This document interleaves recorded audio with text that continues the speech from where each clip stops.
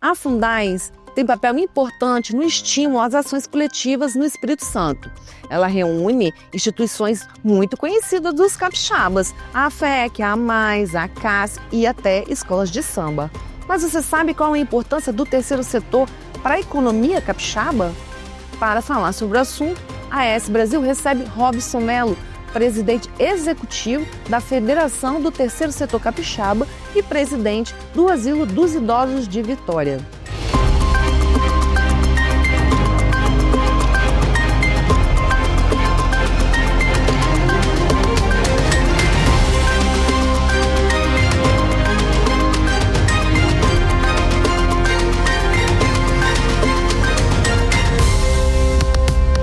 Seja bem-vindo, Robson.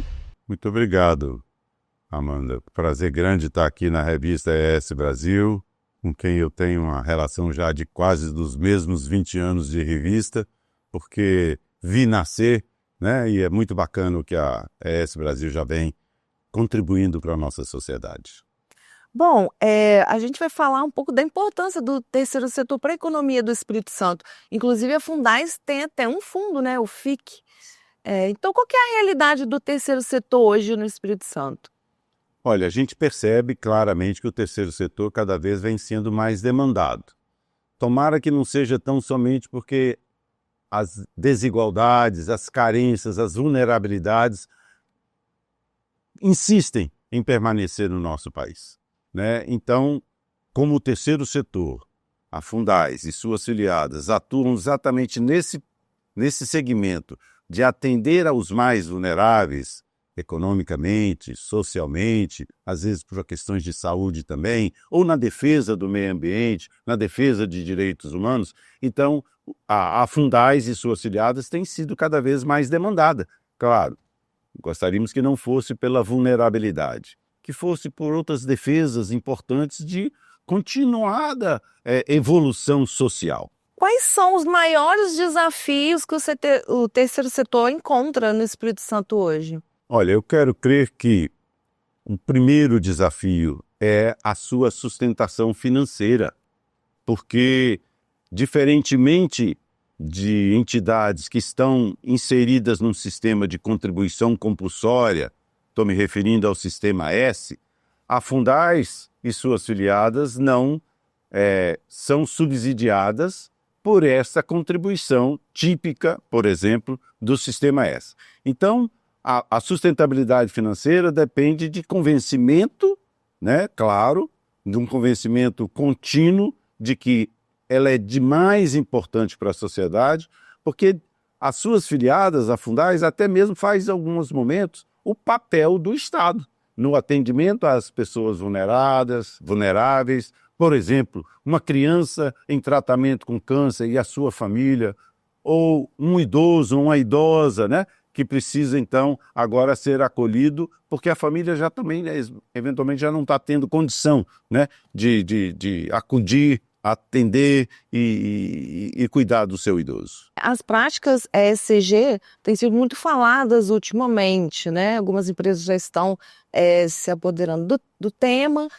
Mas do ponto de vista do terceiro setor, o ESG tem impulsionado essa área? Quero crer que sim, e eu digo com exemplos. Algumas de nossas entidades filiadas à Fundais nascem do desejo de empresas. Vou botar um exemplo específico do setor de rochas ornamentais. O setor de rochas ornamentais, ao organizar toda a sua cadeia produtiva, né, o seu arranjo produtivo local, entendeu que também era necessário ter uma entidade do seu setor de rochas ornamentais que cuidasse também da questão social. Aí nasce a Rocha Ativa, que é um braço social do setor de rochas, por exemplo. Então, o ESG para o setor de rochas vem sendo já, de alguma forma, colocado em prática por essa entidade que é do setor de rochas ornamentais, que é a Rocha Ativa. A ACASSE, o Asilo dos Idosos de Vitória, o Instituto João 23, o SECRE, as escolas de samba, também têm a possibilidade de se tornar, em algum momento, também de um braço social de algumas empresas que, não tendo a expertise, a especialidade que a chamada ESG lhe faz, mas ela não... Como é que eu vou cuidar de criança?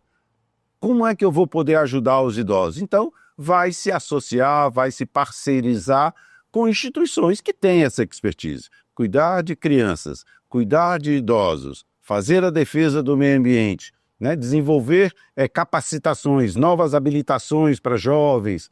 Então, isso tudo são motes, são oportunidades de empresas fazerem o seu S do ESG ser praticado. A gente ainda está no prazo para fazer a declaração do imposto de renda, né?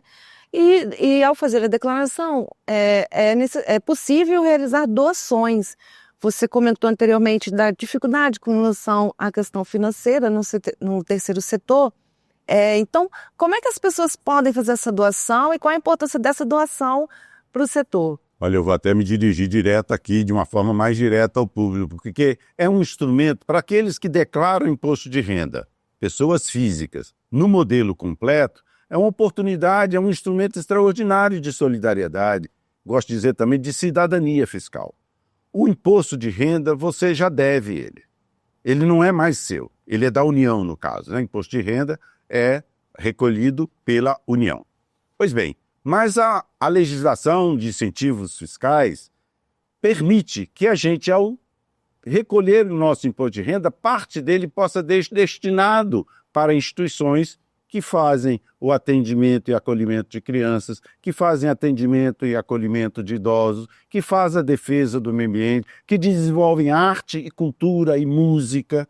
Então, todas essas causas têm leis de incentivo fiscal e, mais recentemente, até da reciclagem de resíduos. Um incentivo fiscal mais recentemente chegou nesse portfólio de legislação de incentivo fiscal, pelas quais a gente pode fazer destinação daquele imposto que você já vai pagar. Não é mais seu esse dinheiro. Esse será direto, vai para a União, ou nós, aqui no Estado do Espírito Santo, podemos destinar para nossos projetos que a gente conhece, que a gente tem interesse maior, né? Portanto, é muito simples de fazer, né? O seu contador pode lhe ajudar, mas a Fundais também tem uma cartilha que pode orientar de como é que eu vou destinar. Destas causas que recebem recursos do imposto de renda, as duas que são administradas pelos municípios são a da criança e adolescente, nos fundos da infância e adolescência, e do fundo do idoso, a pessoa idosa. Estes dois fundos são de gestões municipais. Então, eu posso dizer, eu quero que parte do meu imposto de renda vá para fundo da criança e adolescente. Eu posso dizer que eu quero que parte do meu imposto de renda vá para o fundo do idoso. Por que eu reforço muito estes dois? Porque estão aqui na gestão municipal, né? E se a gente não destina agora, vai para a União e não faz o trabalho de transformações que o recurso desse pode fazer. Claro, existem as outras leis de incentivo, da arte e da cultura, do desporto, né? Da reciclagem de resíduos, como eu disse, de apoio a programas que apoiam pessoas em tratamento com câncer, programas que apoiam pessoas com deficiência. Então, há um leque bastante interessante, grande, para a gente fazer uso desse incentivo da legislação. A Fundais foi selecionada para o CCA, Conectando Comunidades da América. Qual que é a importância dessa iniciativa, né? O que muda para a Fundais a partir dessa seleção? Eu preciso conectar, inclusive, com o FIC, porque você disse atrás, né, que é o Fundo de Investimento Comunitário Capixaba.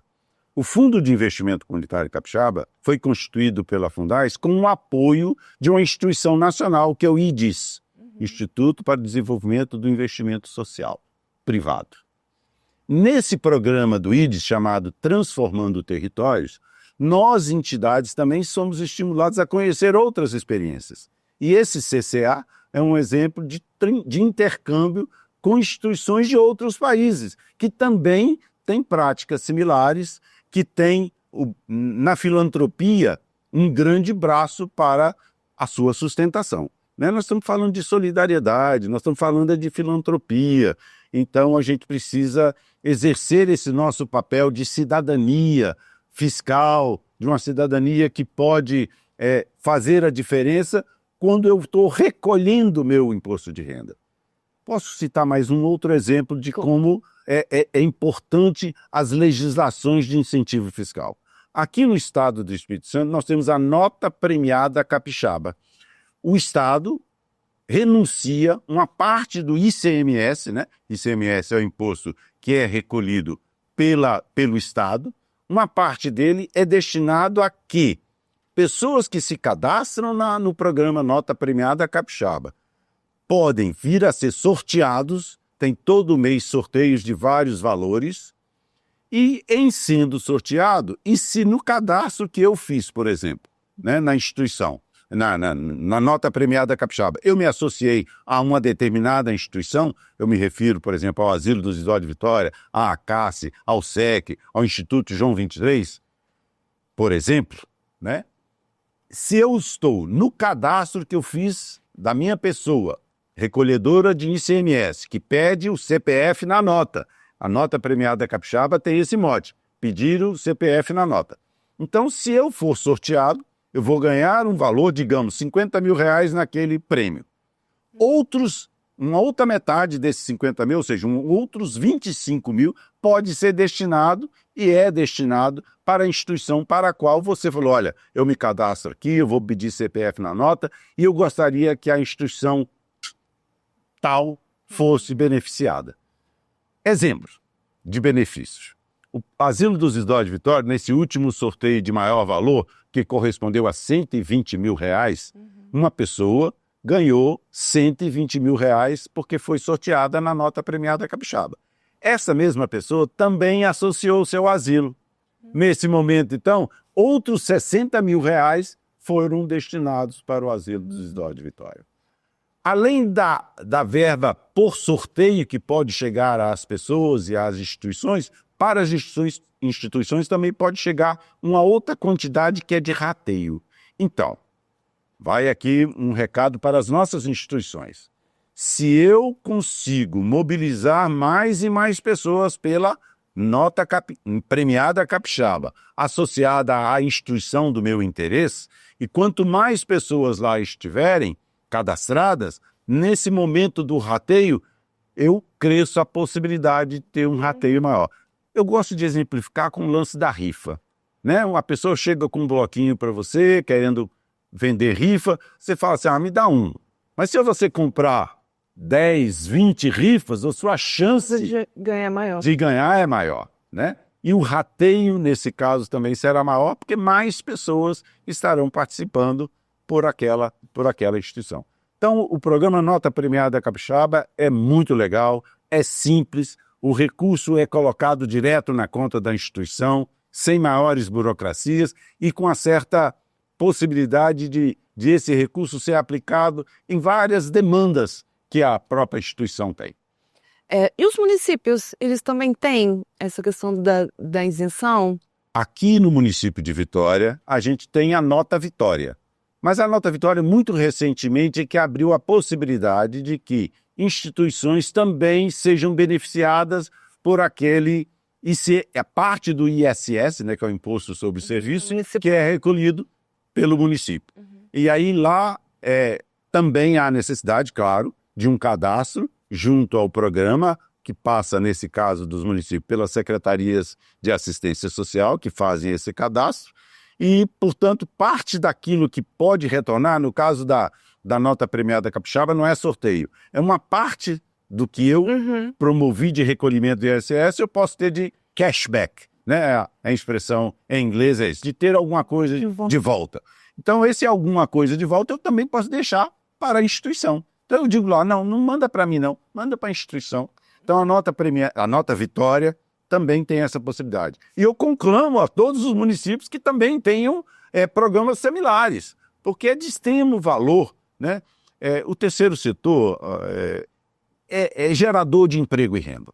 A gente, claro, o terceiro setor nasce da solidariedade, nasce da misericórdia, né? A gente sabe que tem pessoas que precisam mais. Então a gente se associa, chama amigos, vamos ali ajudar aquela causa, né? O pessoal ali está precisando muito, etc. Mas, além disso, também está gerando emprego. Por quê? Precisa de profissionais nas instituições, né? Gera renda. Então, essa renda que é de um setor da economia, é importante observar isso. O terceiro setor é setor da economia. Então, esse recurso vai para o município gerar mais empregos e renda. E tem toda a questão do ESG que o senhor colocou, né? Soluções que muitas vezes o terceiro setor enxerga e que aí às vezes as empresas não estão dando conta de solucionar todo esse contexto colocado pelo senhor, né? Exato. E Amanda, me permite ainda Claro. a questão do terceiro setor inserido no setor na economia do Estado. O Instituto Jones dos Santos Neves recentemente produziu um estudo a nosso pedido de qual é o impacto que a geração de emprego e renda pelo terceiro setor traz para o Estado. E para dar alguns números. No Estado são mais de 18 mil entidades que promovem essas ações e têm vínculos, né, de recolhimento de impostos que também eventualmente são submetidas. E quando esse dinheiro entra nessa cadeia produtiva, ele acrescenta na economia do Estado quase 4%, correspondente, eu diria assim, é valor adicionado, mas corresponde a um acréscimo, melhor dizendo que um acréscimo, é uma parcela do PIB capixaba. Então você repara só, o que o terceiro setor é capaz de produzir? Quase 4% do PIB capixaba. No Brasil, como um todo, um número que eu acho que também expressa bastante, é que somente as entidades filantrópicas da saúde, da educação e da assistência social, para aquelas instituições que têm a imunidade tributária, ela em geral é obtida a partir de um Certificado Brasileiro de Assistência Social, que é o SEBAS. Então, entidades que têm essa imunidade vão deixar de recolher, de pagar o INSS da sua cota patronal. Atenção, as instituições são empregadoras, né, de assistente social, de educadores sociais, de psicólogos, de terapeutas, etc. Então, são empregadoras. Tem que recolher o INSS, cota patronal, e ao apoiar o empregado também a recolher a sua parcela de INSS. As instituições que têm o SEBAS são imunes, né? São consideradas assim, ganham a imunidade, ganham a possibilidade de não recolher essa cota patronal do INSS. Então, e aí, para cada R$1 desse, que é deixado de ser recolhido por essas entidades que eu me referi, educação, saúde e assistência social, o que elas geram de serviço é estimado hoje em R$11. Olha só, qual é o investimento que você aplica R$1 e tem de retorno 11? Isso é o que o terceiro setor do Brasil está produzindo. E se a gente for pensar aqui no Espírito Santo, né, as OS estão aí, né, em diversos hospitais, né, aí a gente pode citar uma das mais conhecidas, que é a Santa Casa, por exemplo. Então são instituições bem presentes, né? A Ação Feminina de Educação e Combate ao Câncer, que tem é mantenedora do Hospital Santa Rita. Olha o que o Santa Rita e as Santas Casas de Misericórdia fazem. Já imaginou a gente sem Santa Casa, sem Hospital Evangélico, sem Hospital Santa Rita, sem um ACACE, sem um Asilo dos Idosos de Vitória, sem um Instituto João 23 que atua aqui no bairro Consolação e, juntamente com o Ateliê de Ideias e com o SEC, atendem o Território do Bem aqui em São Benedito? Imagine nossa comunidade, nossa sociedade sem essas instituições. Não é possível. Então, entender a sua importância corresponde também a contribuir com a sua sustentabilidade. Corresponde a dizer também que são instituições que geram emprego e renda e, portanto, movimento à economia local. Voltando para o lado social, né? As instituições do terceiro setor também são as responsáveis por descobrir grandes talentos, né? Aqui no Espírito Santo existem tantos e tantos que foram descobertos assim, né?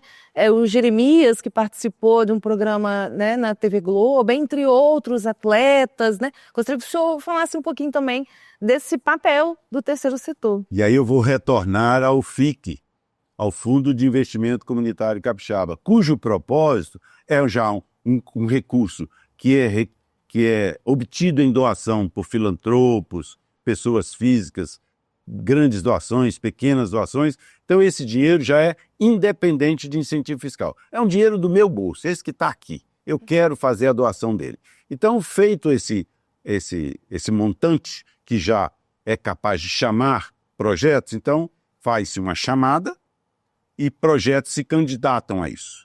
Nesses projetos que vão receber, então, esse apoio do FIC, do Fundo de Investimento Comunitário Capixaba, é exatamente para a transformação na comunidade. Então, negócios, né? Negócios. Eu gosto de citar um exemplo que tem lá em Anchieta, que recebeu o apoio do FIC. É a Cozinha Abrace. Mulheres, num determinado bairro de Anchieta, apoiando crianças em contraturno, oferecendo a elas música, esporte, etc. Precisava acolher mais crianças, mas não tinha recursos. Então elas buscaram o FIC para obter recursos para aumentar a sua cozinha de fazer salgadinhos. Então, quando elas ganharam então uma cozinha um pouco mais industrial, apoiada pelo FIC, puderam produzir mais salgadinhos e, portanto, aquela renda da venda dos salgadinhos cresceu a ponto de poder acolher mais crianças. Mulheres, né?